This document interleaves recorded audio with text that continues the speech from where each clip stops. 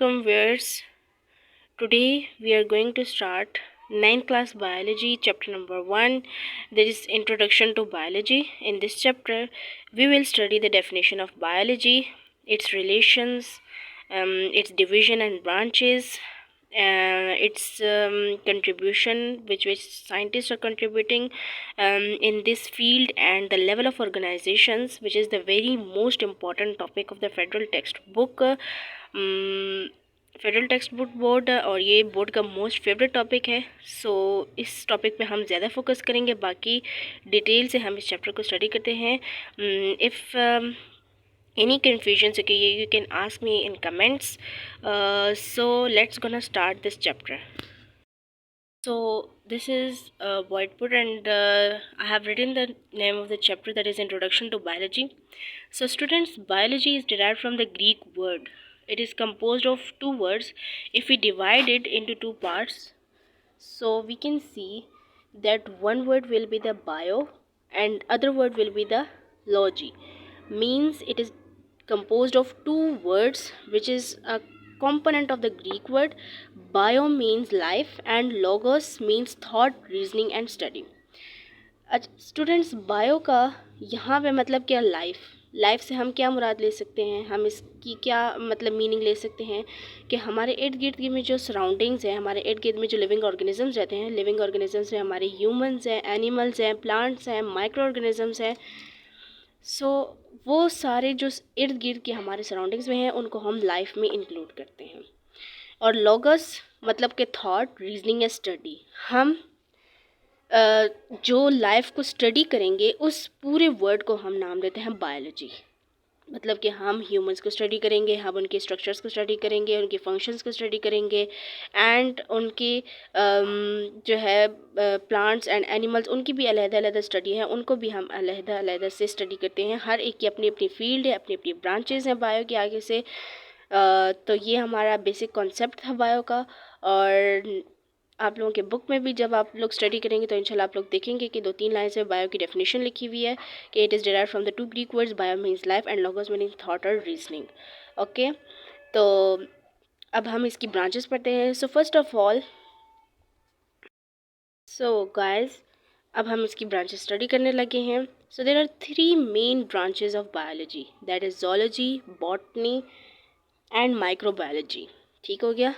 First हमारे पास क्या है, zoology, then it's botany, and the third one is microbiology.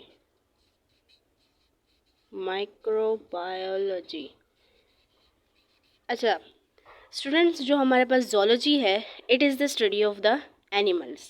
इस ब्रांच में हम जस्ट एनिमल्स को स्टडी करते हैं. सो इस वजह से इसको zoology देते हैं. इसके नाम से भी आप लोग गेस कर सकते हैं, zoology. जू का मतलब क्या है, जहाँ पे एनिमल्स वगैरह होते हैं.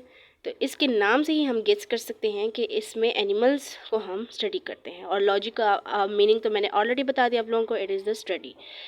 Botany means the study of the plants. इस फील्ड में हम जस्ट प्लांट्स को स्टडी करते हैं. सो इसका नाम क्या है, botany. Microbiology, the third one is the microbiology. Students, इस फील्ड में हम, इस ब्रांच में हम जस्ट माइक्रो ऑर्गेनिजम्स को स्टडी करते हैं. इसके नाम से भी आप लोग गेस कर सकते हैं, माइक्रो का मतलब वेरी स्मॉल ऑर्गेनिजम्स. इसमें हम जस्ट स्मॉल ऑर्गेनिजम्स को स्टडी कर सकते हैं. जैसे कि इसमें आ सकते हैं वायरसेस, बैक्टीरिया, फंजाई एट्सेट्रा. इस तरह के जो माइक्रो ऑर्गेनिजम्स होते हैं वो इस फील्ड में आते हैं, और उसकी स्टडी को हम कहते हैं माइक्रो बायोलॉजी. सो स्टूडेंट्स, ये बायोलॉजी की 3 मेन ब्रांचेस हैं. ठीक है. अब सिर्फ यही ब्रांचेस नहीं हैं, इसके अलावा भी और ब्रांचेस हैं जो कि मज़ीद बायो के अंदर डीपली स्टडी करने में हमारी मदद करते हैं, साइंटिस्ट को स्टडी करने में हमारी मदद करते हैं. उसकी तरफ हम आते हैं. अच्छा जी गाइस, ये हमारे पास पहले तो हमने 3 मेन ब्रांचेस स्टडी की, एंड ये मज़ीद आगे से बायो की ब्रांचेस हैं. सबसे पहले हमारे पास क्या है, मॉर्फोलॉजी. मॉर्फोलॉजी जो है वो हमारे पास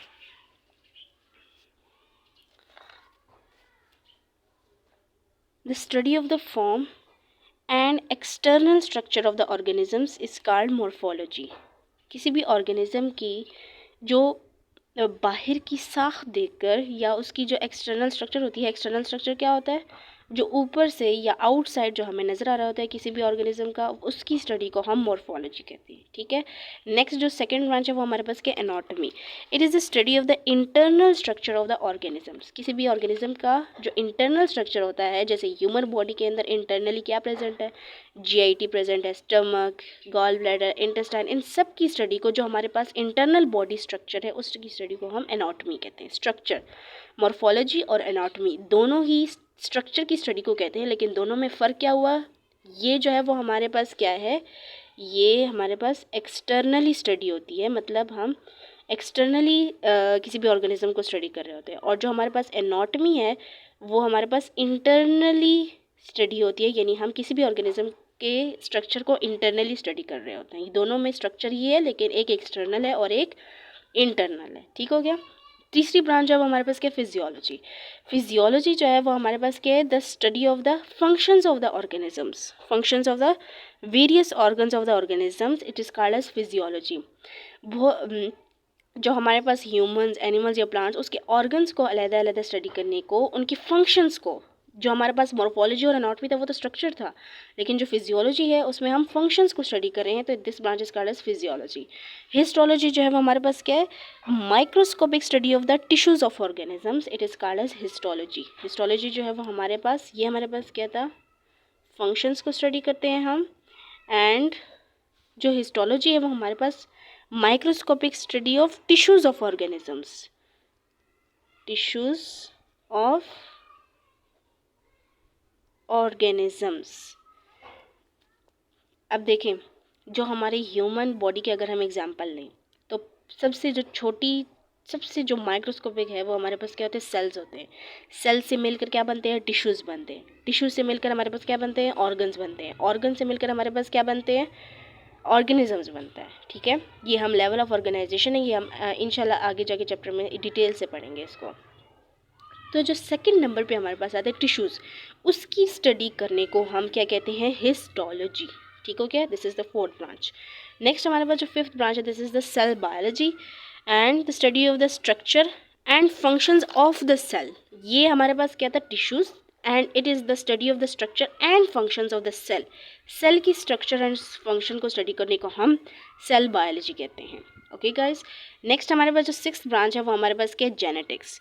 जेनेटिक्स हमारे पास क्या है, the study of the genes and heredity in organisms, it is called as genetics. अच्छा, इसके एग्जांपल आप लोग ले सकते हैं कि सपोज़ अगर एग्जांपल लें कि किसी भी स्टूडेंट के जो फादर हैं उसकी आइज़ जो है वो ब्राउन है। ठीक है, अब आगे से उस स्टूडेंट की भी जो आइज़ है वो ब्राउन है, तो ये हमारे पास क्या होता है, ये जेनेटिक्स होता है। मतलब कि जीन्स की फॉर्म में एक करेक्टर एक करेक्टर जो है वो एक ऑर्गेनिज्म से दूसरे ऑर्गेनिज्म में जेनेटिकली ट्रांसफ़र हो रहा होता है। ठीक है, तो इस ब्रांच को हम जेनेटिक्स कहते हैं।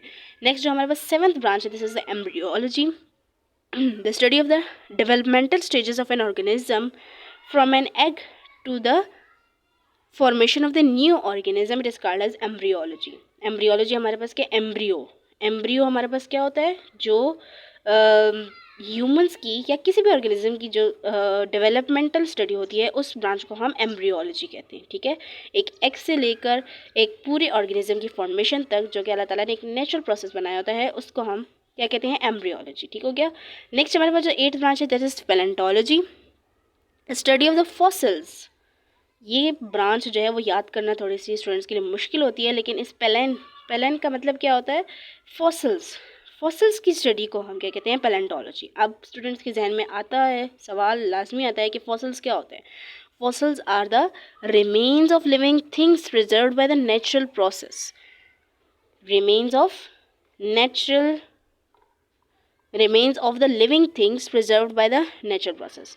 अच्छा, इस लाइन का मतलब क्या हुआ कि जो वेस्ट मटेरियल होता है प्लांट्स का, एनिमल्स का, ह्यूमंस का, वो जब ज़मीन में जाता है तो वो नेचुरल प्रोसेस के ज़रिए से वो होता रहता है, उस ज़मीन को फ़ायदा देता है, उस ज़मीन की खाद में, उसकी फर्टिलाइजेशन में इजाफा होता रहता है, तो इस फील्ड की स्टडी को हम पैलेंटोलॉजी कहते हैं। वो जो ज़मीन की खाद में या फर्टिलाइजेशन में इजाफा होता रहता है, उससे जब नए प्लांट्स वगैरह उगते हैं तो वो बहुत ज़्यादा फर्टिलाइज होते हैं और वो उनके अंदर ऐसे बैक्टीरिया मौजूद होते हैं या ऐसे कोई ऑर्गेनिजम्स मौजूद होते हैं जो कि प्लांट की ग्रोथ में इजाफा करते हैं या उनकी ग्रोथ को इंक्रीज़ करते हैं। ठीक हो गया। तो this is the study of the fossils. Next हमारे पास जो 9th ब्रांच है, this is the taxonomy, classification and naming of organisms. जाहिर सी बात है, साइंटिस्ट ने बहुत डीपली बायो को स्टडी किया है और उसमें बहुत सारे ऑर्गेनिजम्स हैं जो कि जिनकी क्लासिफिकेशन अलग-अलग की गई है। इंशाल्लाह आप लोग ये क्लासिफिकेशन 3rd या 4th चैप्टर में पढ़ेंगे और उनकी अलग-अलग से नेमिंग की गई है। ज़ाहिर सी बात है, अब ह्यूमंस का अपना नेम भी होता है और एक साइंटिफिक नेम भी होता है। तो इस तरह से हर ऑर्गेनिज़म का साइंटिफिक नेम अलग होता है और जो मतलब जनरल नेम होता है वो अलग होता है। तो इस क्लासिफिकेशन को और इस नेमिंग की ब्रांच की स्टडी करने को हम क्या कहते हैं, टेक्सोनॉमी कहते हैं। नेक्स्ट जो हमारे पास 10th ब्रांच है, this is the environmental biology and it is a study of the inter relationship of organisms and their environment. It is called as the environmental biology. Organisms का surrounding के साथ या environment के साथ जो relationship होता है उसको हम क्या कहते हैं, इन्वायरमेंटल बायोलॉजी। ठीक हो गया। नेक्स्ट हमारे पास जो ब्रांच है, this is the socio biology and socio biology is study of the social behaviour of insects और animals that makes the societies. Socio biology जो है, अब यहाँ पे गौर करने की बात है, अगर आप लोग अपनी बुक में भी स्टडी करें, गौर करें, the study of the social behaviour of insects and animals that make the societies, for example ants, honey bee, it is called as a socio biology. अब यहाँ पे ह्यूमंस का जिक्र क्यों नहीं किया गया? ह्यूमंस भी तो सोशल मतलब एक इन्वायरमेंट में आते हैं जो कि माशरा बनाते हैं, सोसाइटीज़ बनाते हैं। अब याद रखिएगा स्टूडेंट्स, जो हमारे पास ह्यूमन होता है, it is also called as the social animal. Science में जब हम इसको स्टडी करते हैं तो it is called as the social animal. ठीक है। तो इसी वजह से हम ह्यूमंस को कभी कभी एनिमल भी कंसिडर करते हैं इन साइंस या इन बायो। ठीक हो गया। समझ आ रही है ना स्टूडेंट्स, कि जो हमारे पास ह्यूमन होता है उसको हम सोशल एनिमल भी कहते हैं। क्यों कहते हैं? क्योंकि वो एक इन्वायरमेंट का हिस्सा है। वो भी जो है क्या कहते हैं, अपनी इन्वायरमेंट की अपना इन्वायरमेंट बना रहा होता है, उसका जो है रिलेशनशिप होता है, ताल्लुक़ होता है हर एक ऑर्गेनिजम्स के साथ। ठीक है। तो इस वजह से ह्यूमंस भी इस सोशल बायोलॉजी की फील्ड में आते हैं, इंसेक्ट्स भी आते हैं, एनिमल्स भी आते हैं। ठीक है। नेक्स्ट हमारे पास जो 12th ब्रांच है, that is the parasitology, the study of the parasites. It is called as the parasitology. ठीक हो गया। इसके नाम से हम गेस कर सकते हैं कि इसके नाम में पैरासाइट्स आ रहा है, तो इस वजह से this is the study of the parasites. Parasites हमारे पास क्या होते हैं? Parasites derive its nutrients and shelter from the host and does harm to its host. Parasites जो होते हैं वो अपनी खुराक जो होती है या अपना उनकी जो न्यूट्रिशन वगैरह होती है वो होस्ट से, जहाँ पे वो रह रहे होते हैं वहाँ से वो ऑब्टेन कर रहे होते हैं, अपने लिए फ़ायदे ढूंढ रहे होते हैं और दूसरे ऑर्गेनिज्म को नुकसान पहुँचा रहे होते हैं। जैसे इसकी एग्जांपल मैं आप लोगों को देती हूँ कि जो हमारे पास बालों में जुएँ हो जाती हैं, तो वो क्या है हमारे पास, वो पैरासाइट्स की एग्जांपल है। वो हमारे से ब्लड ले रही होती हैं और हमें नुकसान दे रही होती हैं। तो this are the examples of parasites. ठीक हो गया। अच्छा स्टूडेंट्स, नेक्स्ट हमारे पास जो 13th ब्रांच है, this is the immunology. It is the study of the body to protect itself from the foreign substances. It is called as the immunology. Immune system आप लोग इंशाल्लाह पढ़ेंगे बहुत डिटेल से, क्योंकि आप लोगों का ये न्यू सेशन स्टार्ट होने लगा है, न्यू चैनल है मेरा, तो प्लीज़ इसको लाजमी सब्सक्राइब करिएगा। ठीक है। और अपने फ्रेंड्स के साथ भी शेयर कीजिएगा, क्योंकि उनके लिए बहुत सारे ट्रिक्स और टिप्स मैं इंशाल्लाह इस चैनल इस वीडियोस के ज़रिए से आप लोगों को गाइड करते रहेंगे। ओके। जो हमारे पास इम्यूनोलॉजी होती है, इसमें हम देख रहे हैं इम्यून एक लफ्ज़ आ रहा है, या इम्यूनिटी से हम इसको रिलेट कर सकते हैं। इम्यूनिटी हमारे पास क्या होती है? It is a defence system that protects our body from the foreign substances. अब जैसे सर्दियाँ आजकल चल रही हैं, तो हम इसकी एग्जांपल ले सकते हैं कि कोई भी हमारे जो हमें फ्लू वगैरह होते हैं या हमें फीवर वगैरह होता है, तो वो किस वजह से होता है? क्योंकि हमारे बॉडी के अंदर फॉरेन सब्सटेंसेस चले जाते हैं, और फिर वो हमारी बॉडी को नुकसान पहुंचाते हैं, जिसकी वजह से हमें ये हमारी बॉडी का ये रिएक्शन होता है उसके अगेंस्ट। ठीक है। तो जो हमारी बॉडी फिर आहिस्ता आहिस्ता अपनी इम्यूनिटी डेवलप करती है और फिर आहिस्ता आहिस्ता हम फ्लू से फीवर से ठीक होते हैं, तो उस प्रोसेस को हम या उस डिफेंस सिस्टम को हम इम्यून सिस्टम कहते हैं। ये अल्लाह ताला ने हमारे बॉडी के अंदर नेचुरली पैदा किया हुआ है। ठीक है। तो इस ब्रांच को हम इम्यूनोलॉजी कहते हैं। नेक्स्ट हमारे पास क्या है, entomology, the study of the insects, it is called as the entomology.